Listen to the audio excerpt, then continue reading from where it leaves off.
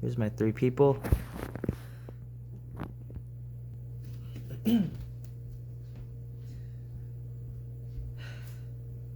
Okay, so this story happened in 7th grade, and I call it trick or treating. So in 7th grade, I had a group of friends: George, Leo, Salvador, and Angel. And it was on Halloween day, and we wanted to go trick or treating. And so after school, the plan was for me to go to George's house, and then George's mom would drop us off at Leo's place.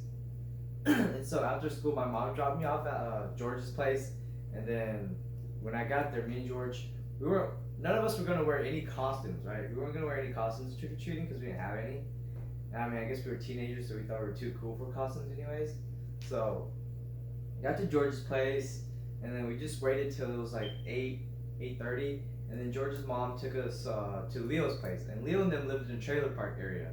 They just had a bunch of trailers next to one another, and we were just gonna go there and trick or treat. And so George's mom dropped us off at Leo's place, and when we got there, we got to Leo's place. We met up with Leo, and then me, George, and Leo, we went to Salvador's place, and then Angel met us up at Salvador's place, and then we just waited. We had dinner with their parents, and then we left. We left to go trick or treating around like 9. So it was kind of dark outside, and we were just walking around the neighborhood, going door to door, saying trick or treat and getting some candy, right? And then we would every time we were going around the neighborhood, we would kind of pass these high schoolers. I think their names was it was like this. It was like 2 of them. It was this guy named JJ and this other guy, and I think there was a third one actually too. I think there was 3 high schoolers. Yeah.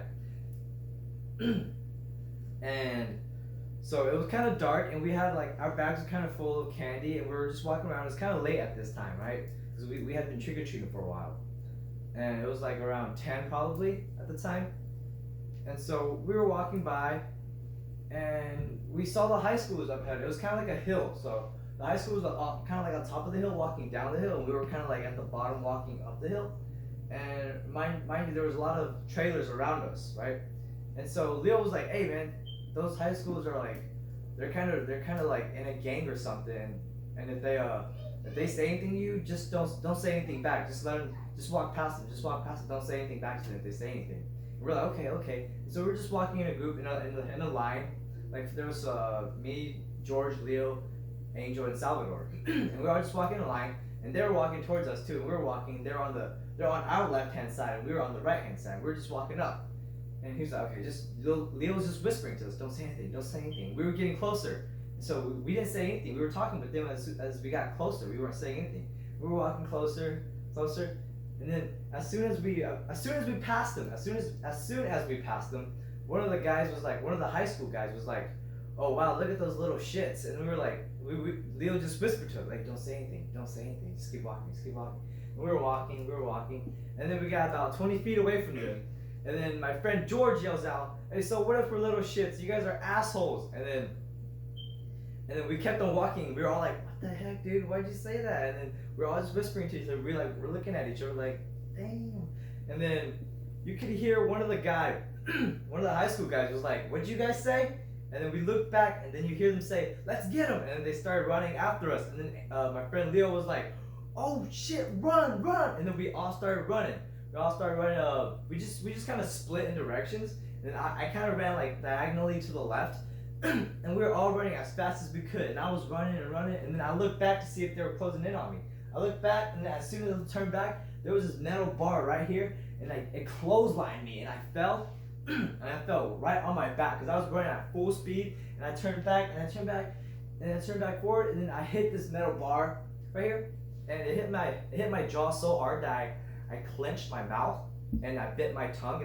My tongue was gushing out, and then I had this giant bloody neck right here. But at the time it hit me, I didn't even notice. I hit it so hard, but my adrenaline was rushing so much that I got up immediately and I started running again. And then we were running, and then I somehow got away, and I felt like they stopped chasing us, and we were like hiding in between between the trailers and like just kind of walking around the neighborhood, and it was really dark.